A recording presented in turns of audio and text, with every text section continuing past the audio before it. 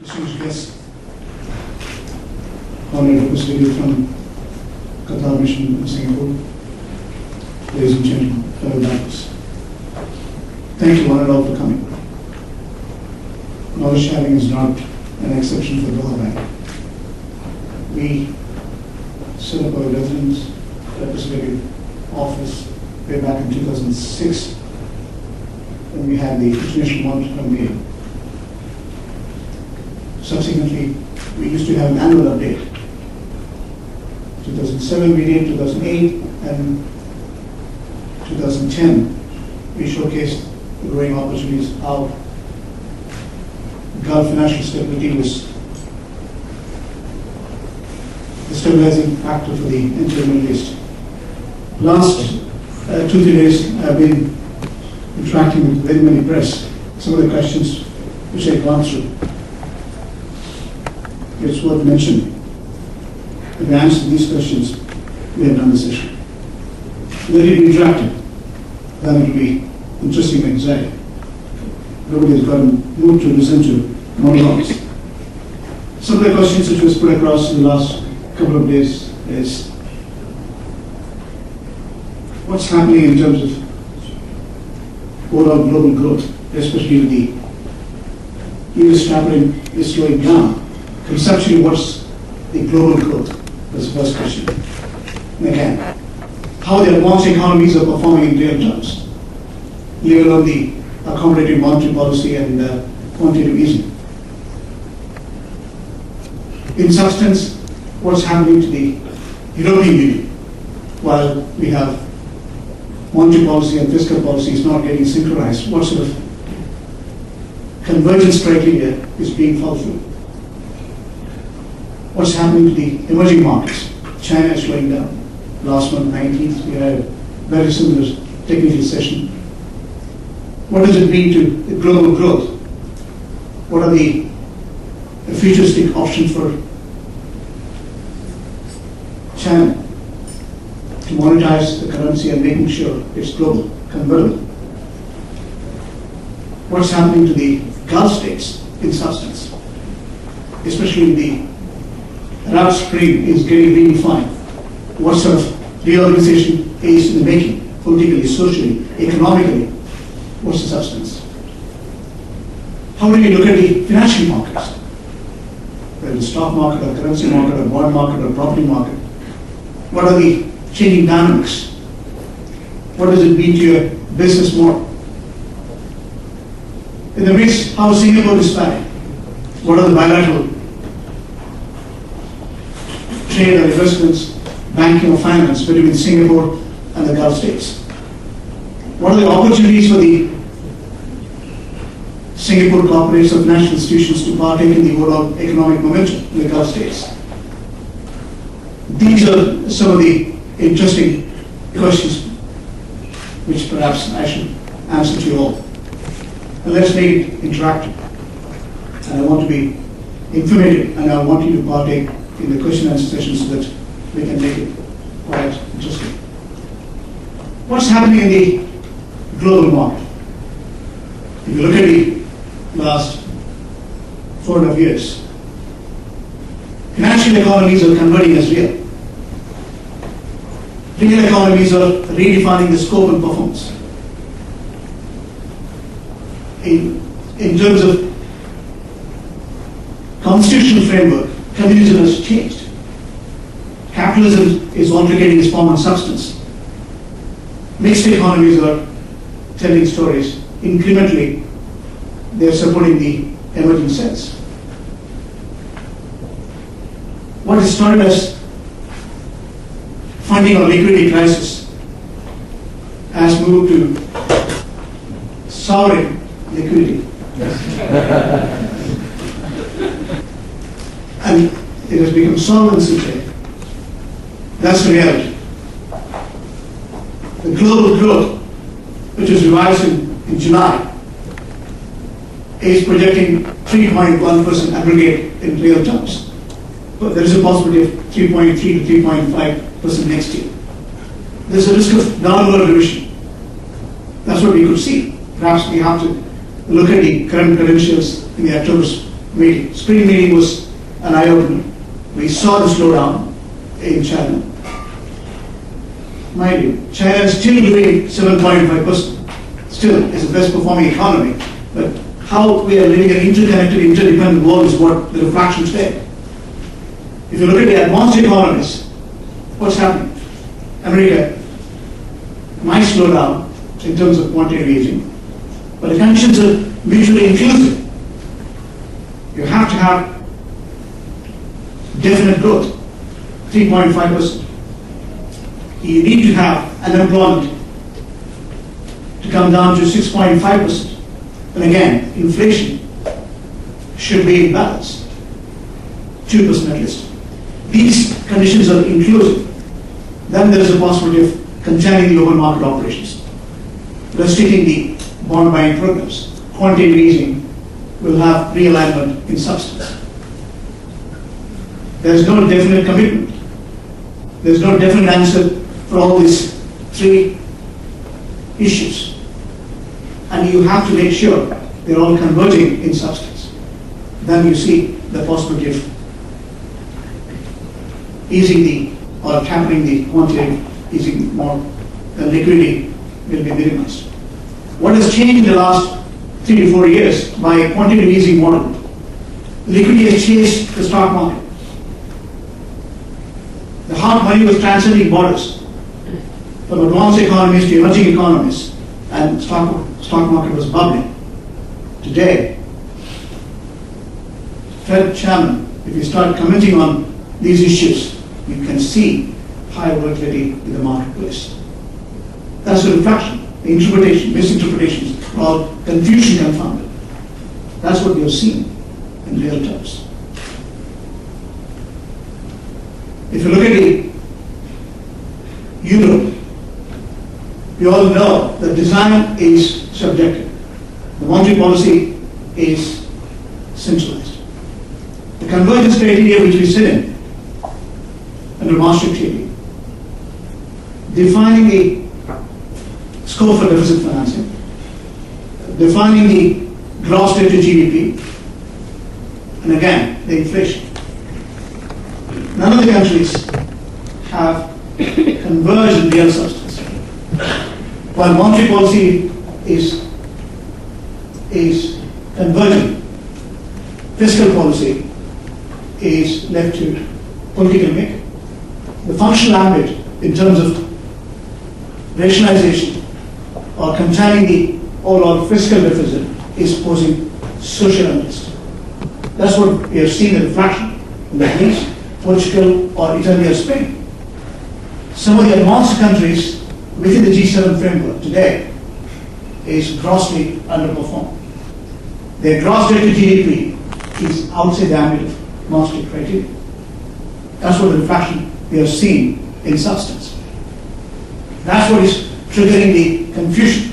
Politics and economics have to converge. Austerity and value creation are mutually exclusive. That's precisely the reason why there is social unrest. Clearly, politics and economics, as I said, has to converge in substance. Globalization era is the convergence as political economics. But social progression is the substance for you to see political stability comes in. That's what the reflection we are seeing world over today. Twitter and Facebook is interconnecting, interdepending in substance and making sure human dignity is empowered, human rights are empowered. That's what the reflection we have seen in the Arab Spring. If you look at the Arab Spring story, human dignity is paramount. And again, we have freedom is important. That's a telling story for us to see. Today, this century is empowering, interconnecting people power. Rightly. That's what the story to start with in 2011 January in Tunisia, then Egypt, then Libya, then Syria, then again we have the second phase now in the making. In substance, if you look at the Gulf states, within the Arab definition, has got a distinct substance. In terms of macroeconomic stability, it has got a distinct discipline, financially, socially, and politically. There's an absolute convergence between all three. That's what we have seen. The investable surplus, the current account surplus, the sovereign funds are all partly channelized to bring in peace and prosperity for the Arab brethren. But still, today, what's happening in North Africa, the geopolitical reflection, is got impact in the Gulf states as well. We have seen it. The current crisis in Egypt, and again, Syria is in an extraordinary mess. Today, the world is dealing under pressure. Political dynamics, in terms of overall framework, is not converging to bring in gross welfare to the mass. That's what we are seeing. That's what the reflection we are seeing in the Gulf states. That's what we are seeing in the Arab world. What's happening in the emerging markets? If you look at the emerging markets, we have a different story to tell. Chinese growth over the decades is a telling story. 30 years, consistent, 9% plus. It's extraordinary momentum. Today, the growth was confined to 7.5 to 7.7. Last quarter was 7.5%. That has impacted the rest of the world. And we are seeing the reflection in the stock market. It shows how important Chinese economy as an economic engine of the world. India, as a functional democracy, is going through a different stuff. Current account deficit is huge. Again, you need fiscal consolidation. And inflation outweighs the growth. That's what the reflection we have seen. That's not good. Again, realignment is required to make sure the monetary policy and fiscal consolidation comes in as a convergence principle. Politics and economics is very divergent in India. That's what we have seen. If you look at Brazil, same story. Russia, again, same story. The growth is less than the inflation. But mind you, the incremental consumption, the incremental productivity in substance, the emerging market holds is workmanship. Over 60% of the incremental growth in global terms comes out of emerging markets. So they are redefining the space. There's no question. But looking at the market space, looking at the financial markets, let's start with stock market. Look at today. If you look at the stock market globally, whether Nasdaq or Dow Jones or S&P, they're all posting double digits, nearly 20% year-to-date growth. We're seeing UK funds 11 or 12%. India is not doing well. We're seeing currency depreciation and currency reflection has got in the stock market as well. FDI doesn't have stability, and Nifty is almost 5 to 6% down. Hang the same story. And if you look at Qatar, has done 17%. Abu Dhabi has done almost 49%. Saudi Arabia, almost 14 to 15%. British pound. UK is recommended. The austerity measures have worked. Consumer price inflation in the right direction. Purchasing power is improving. And again, foreign direct investments in UK is in the right spot. We are seeing the reflection of the currency as well. Pound is strengthening off that. There are swap agreements being entered into to showcase there is a real opportunity to trade in Chinese currency. That's a positive sign. But again, it has to be a changing dynamics. That should be a free market dynamics. It takes a long time to set in the right kind of principles and globalize the Chinese currency. That's going to happen.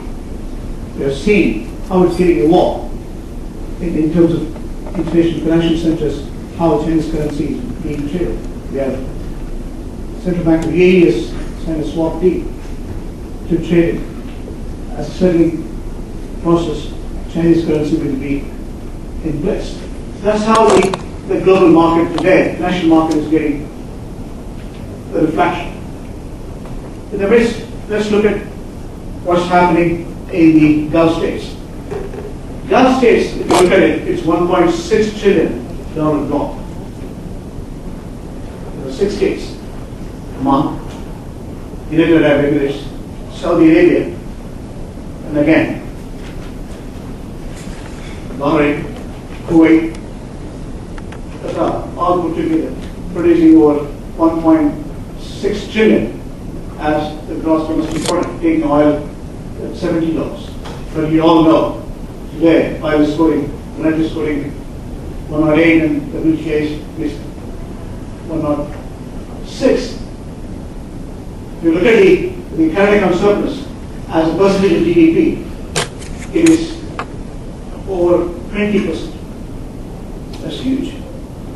Which part of the world you have similar reflection? Because Singapore is doing around 60 to 70% as a current account surplus as a percentage of GDP. But topping the list is Saudi Arabia with over $720 billion. Then comes United Arab Emirates, $370 billion. Qatar comes next, another $88 billion, taking oil at 70. Then Kuwait, another $70 to $75 billion. Oman is $75 to $80 billion, and Bahrain is $25 billion. To say the overall reflection. If you look at countries like Qatar, their gross current account surplus, they say, it is over $50 to $55 billion annually they produce. That's helping us to invest in multiple markets in the form of sovereign funds. Any questions on global economies before I go on to the GCC economies? What does the excess liquidity in the global markets today mean for SME financing? Because even though there is excess liquidity in the markets, it has been shown that SMEs still have a lot of problems getting access to finance. So how would this impact the SMEs globally? Very good question. See, today, the major problem world over is unemployment and income distribution. The global financial crisis, we have learned a lot of lessons. One such lesson is to create values through financial stability through small and medium-sized enterprises. Globally, that's the mission. The excess liquidity has to be channelized to nurture small and medium-sized enterprises. In the Gulf states, that's what is happening. If you look at the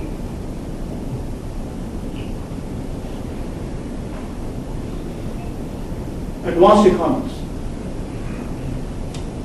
America, after 1930 depression, SME was the sole source to revive the world and revive the American economy.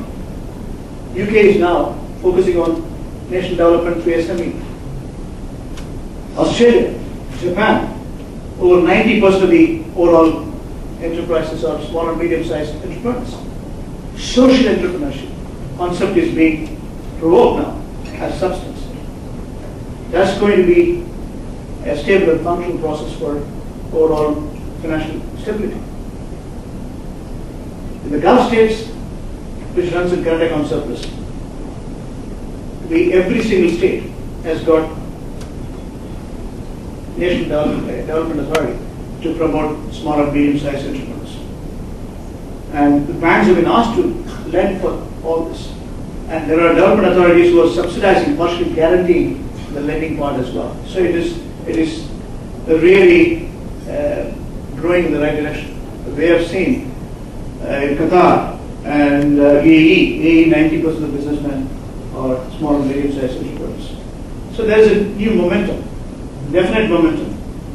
New vigor and commitment coming from the financial institution as well as from the policymakers. And I'm sure to have stable and functional global economy, we need to promote SME. Consciously it's being attempted. That's all I can say. Any other questions? I have a question. Please. Typically, the SME is understood differently in different parts of the world. Right? What's the definition you can use on We have $50 million turnover. This is what we kept it as medium size instruments. In terms of small, $5 to $10 million. That's what we have stated in the Gulf States. based on the revenue not is related to capital? Capital, in the Gulf States we have $1 billion. Whether it's a trading activity, service activity, manufacturing, That's right. irrespective of that. That's right. Different kind of, again, you have to set in the right kind of framework depending upon your overall macroeconomic fundamentals. I think each country has got their own alignment and such things. Any comment specifically in terms of? See, Africa, everyone realizes, is the future. But the reflection what we are seeing is you need a structure, legal structure. You need transparency and governance. You need political stability. That's not there. So it's a mixed bag as on date. I mean, China has got great partnership with African countries. Some of the African countries are well defined, well managed, but in total terms, I think global reorganization is taking place to set in new framework for African continent in terms of overall economics. I think it's evolving to be a fine model, but it's going to take time. Any other question? Right. Let me move on to the GCC economies. Global economy I talked about. The Gulf states, this is all the reflection in terms of the overall GDP and the current account surplus. As you said, over 20% is current account balance as a percentage of GDP. If you look at the breakdowns, I already gave the breakdowns. It's all running, all of the economies, all these economies are running at current account surplus.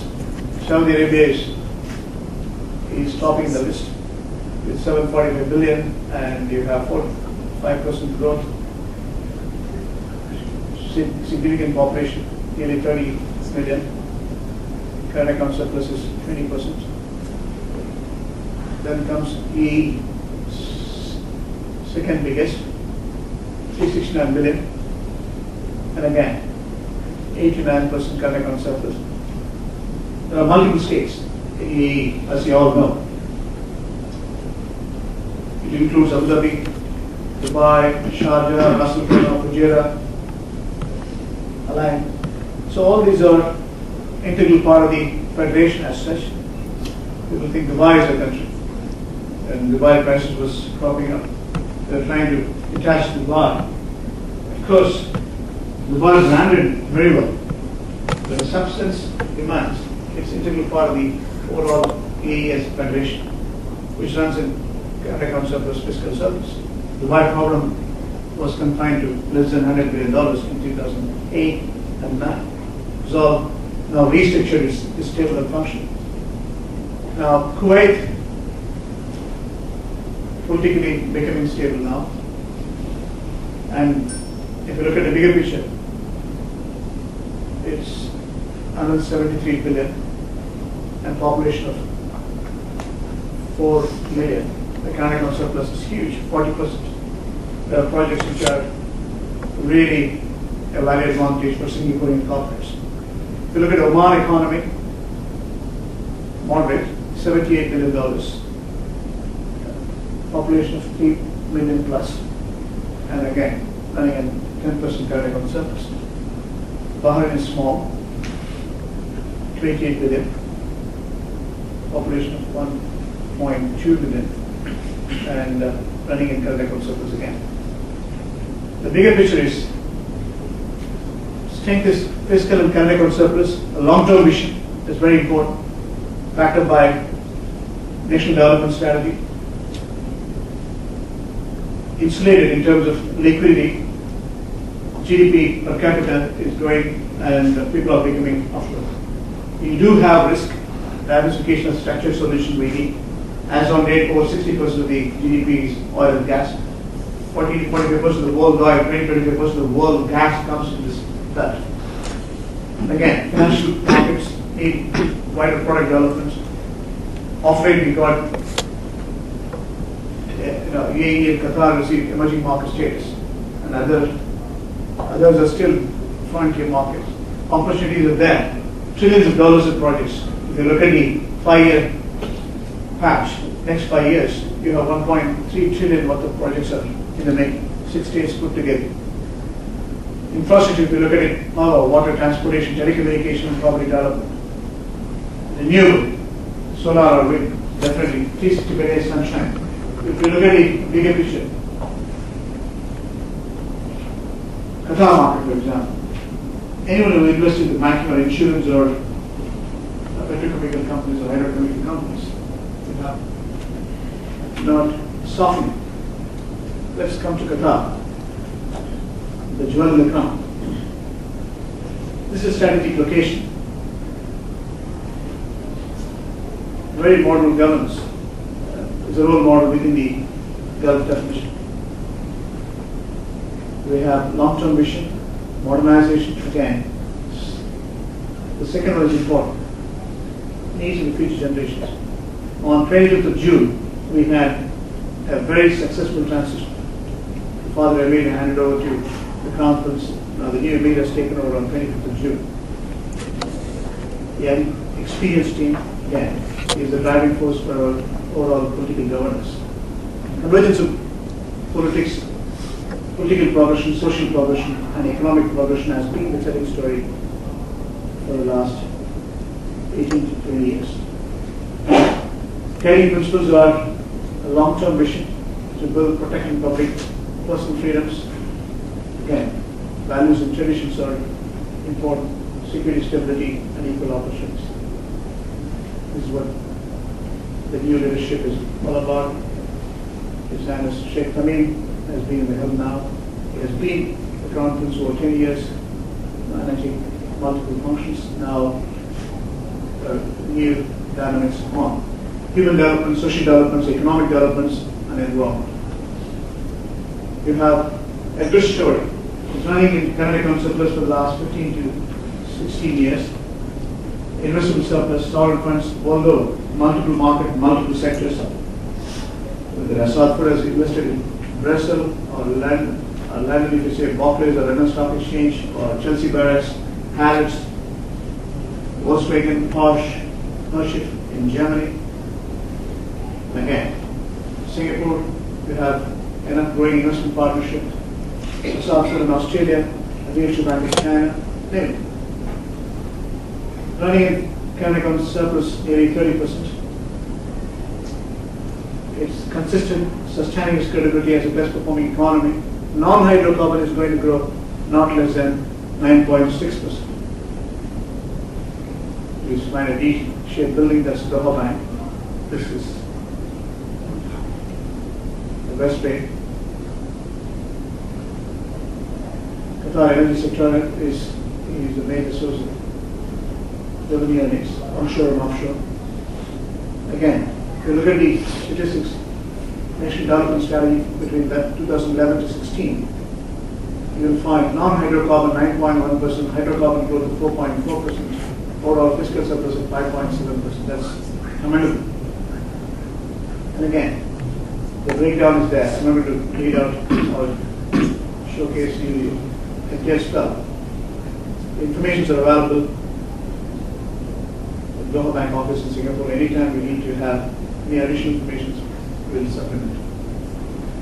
Again, 2022 World Cup is in the making. That's going to create enough opportunities for financial institutions, corporates, already the tenders are out, and there are many EPC companies are coming to Qatar.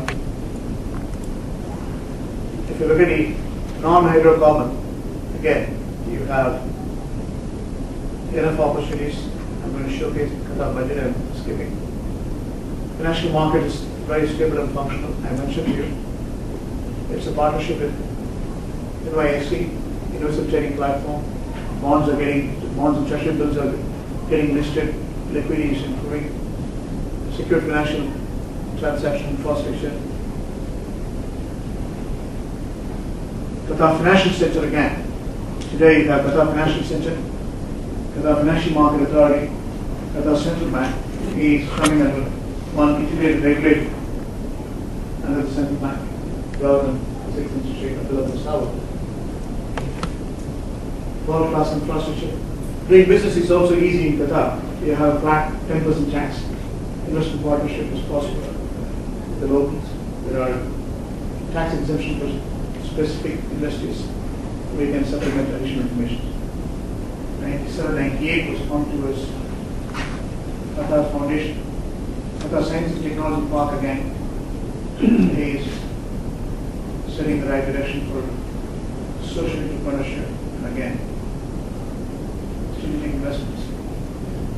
Any questions on Qatar economy? The new technologies like fracking, shale gas, oil economy is fine, but our dynamics can change very rapidly. What is your view in terms of power time, like traditional oil economies, and it happens in the short term, medium term, long term, what are those time horizons? Very good question. See, we have seen the changing dynamics in terms of renewables.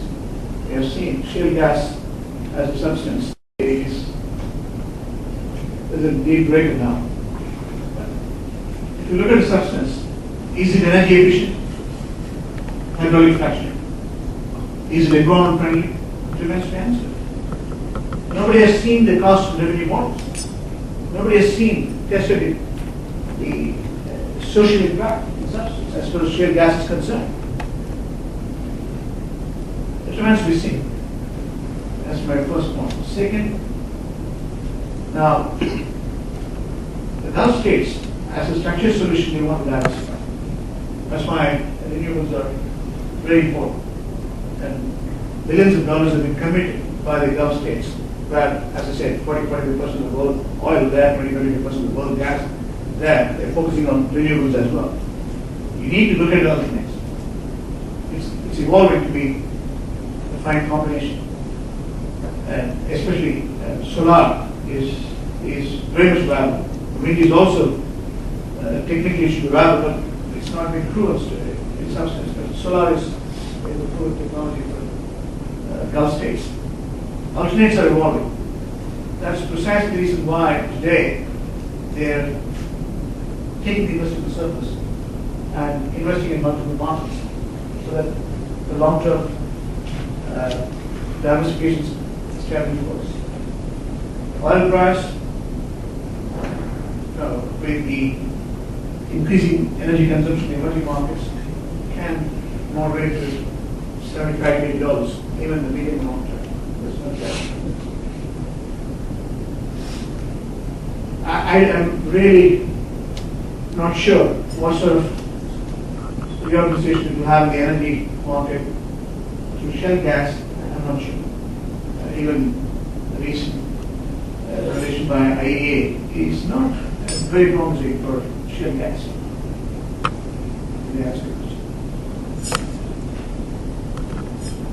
Qatar has declared a moratorium on the gas production now. Again,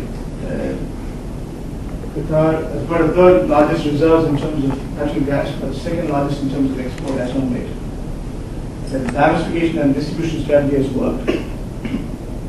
And in a way, it's energy efficient. And environment friendly as well.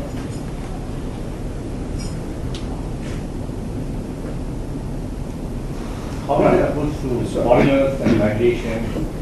That is one reason I come back to GCC and Singapore, or even US for that matter, welcoming foreigners and they migrate and they in turn become Singaporeans, whereas there, the moving and floating population, so they don't put the roots inside.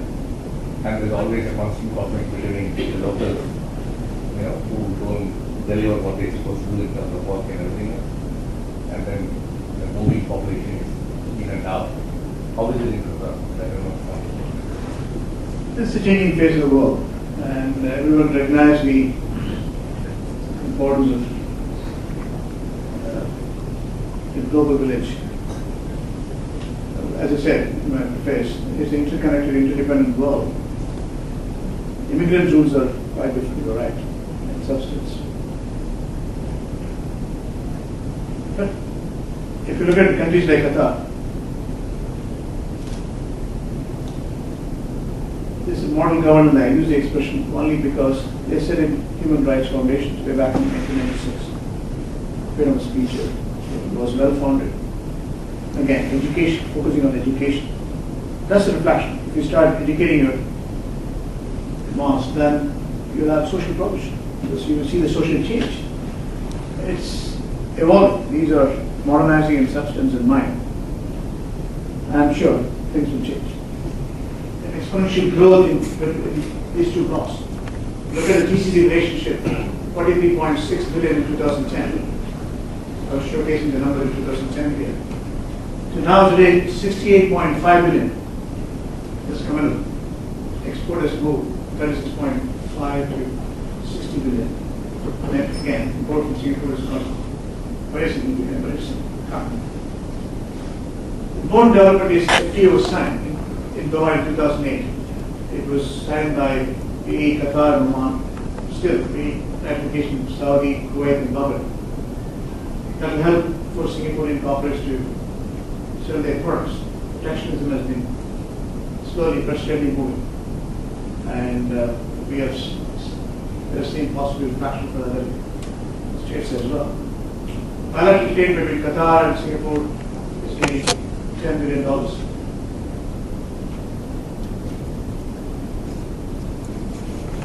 In terms of imports, you could see civil engineering equipment, and products, telecommunications, exports, of course. Petroleum crude getting refined again. It's a hub. There are opportunities for us to take it further. There's a high-level joint committee meeting going to take place end of this year in November. We have already got gas terminal in Jurong. Gas is exporting. And there are investment partnerships between Qatar investment authorities and Singapore investment authorities. They are invested in the hotels like Rapids. And Keppel Group is doing a big job in the India Gulf. Offshore drilling rigs with Qatar gas transporting company, Netherlands, and Keppel Segas. That's also the Pacific Keppel as well. Are they here?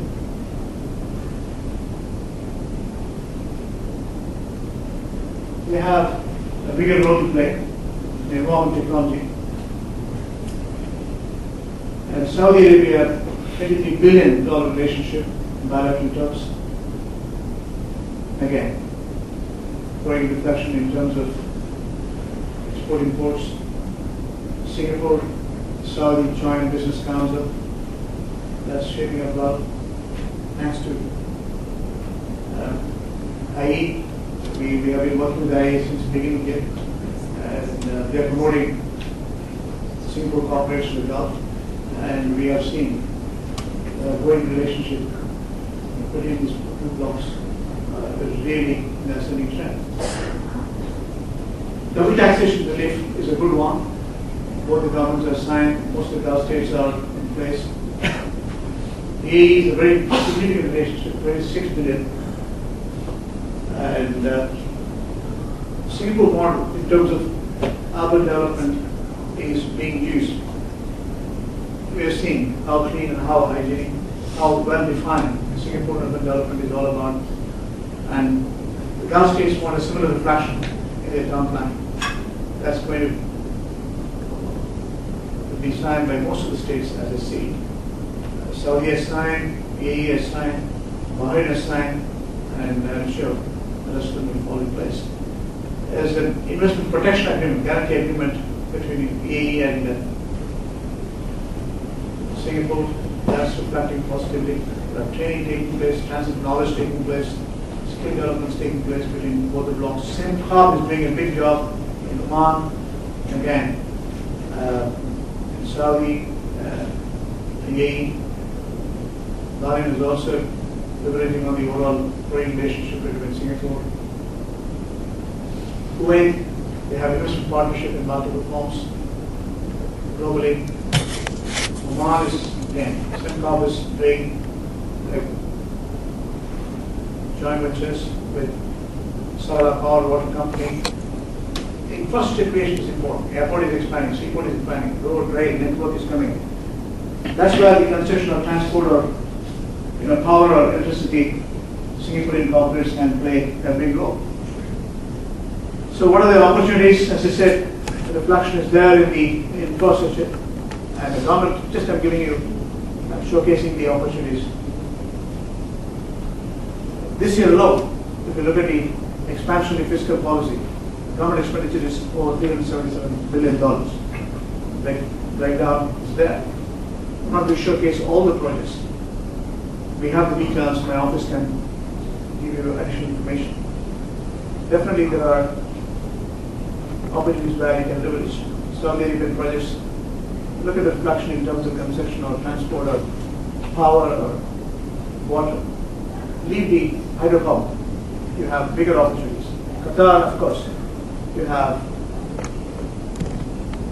growing construction, research development, education, city, Pearl, Qatar, land, bishop properties, stadiums. FIFA 2022, we have stadiums getting done. Transportation, the rail network. Throughout the Gulf is shaping up over $25 billion. The contracts are all in the making now. The airport is expanding, road, rail network is coming up. Water, power. It's all required financially stable economies. You get your job done and you get paid. We also announced many projects. I'm not going to read out these projects, but these informations we can send you in turn. Oman, similar reflection we are seeing. So that's the essence of my presentation. Any questions on the GCC Singapore relationship general? Yes, please.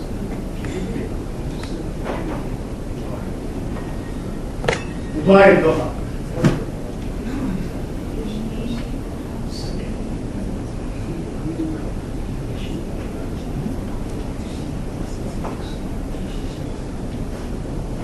Good question. Dubai and Doha, they complement each other. Dubai, in terms of macroeconomic fundamentals, is a different model. It's a trading traffic, tourism, real estate, construction. Qatar is driven by industrial sectors, oil and gas. Dubai is not a country. Qatar is a country. We as a federation is inclusive of Dubai. Abu Dhabi is the capital of UAE. In terms of modernization, they both are in the right direction. Aviation, if you look at Qatar Airways and Etihad.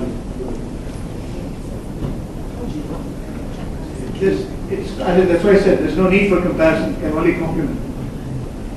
If you look at the economy, UAE's economy is multiple states put together over $365 billion US at GDP. Qatar is $200 billion. Dubai is one portion of the overall pie with the definition. Second question, in terms of geopolitical risks, which Iran. Well, we have seen the moderation of it. We have seen the geopolitical alignment shaping up.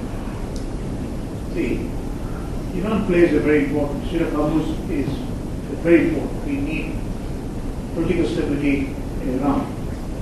Because if you look at the oil export, significant portion of your oil containers are going through Strait of Hormuz. As we don't want political tension there. That's why, in the larger interest of the Gulf states, they want a peaceful Iraq. And if you see the reflection in the Arab Gulf, even the Arab Spring, significant portion of the investable surplus they're channelizing for Arab, even in Egypt. Of late, you have seen Gulf states that donated a large amount of time. We want to make sure the Arab Gulf is peaceful. Now, when you have 45% of world oil getting produced in the small belt of Gulf, the large interest of the world, global governance needs peace and prosperity in substance in that location. That's why Americans play a bigger role there. We have seen, we learn to live with the overall vibration. In my 20 years experience in the Gulf states, business is as usual.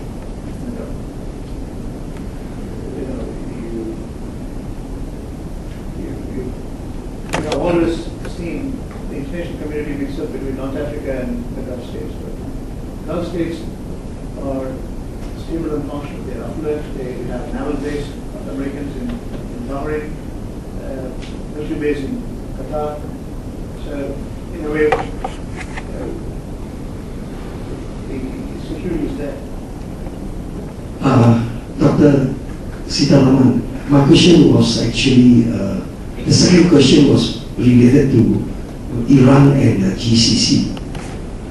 Now, what will be your opinion about the new government that's being elected or the new president being elected as compared to the era of Ahmadinejad? Now, in other words, would it be a battle for everything? Because, basically, US dollar to Iranian riyal a year back was about 10,000. Now, about 1 year later, 32,000, 31,000. I think the main reason was because of the sanctions. So if the new Iranian government is going to do something good for the economy, something good with the GCC, then the whole economy will be better. What's your opinion? You asked the question, you answered as well. See, as I see, the new president is moderate, and his education background as well as his backdrop as a politician has been principal center. That's what we could see in paper as such. In practice, it remains to be seen. The larger interest of the Arab world, we need peace and prosperity in Iran. Now, anywhere social interest or extreme poverty will have shadow reflection when they go away. So, and for the Gulf states, in terms of overall financial stability as well as political stability, we need stable and functional Iran, producing gross wealth most.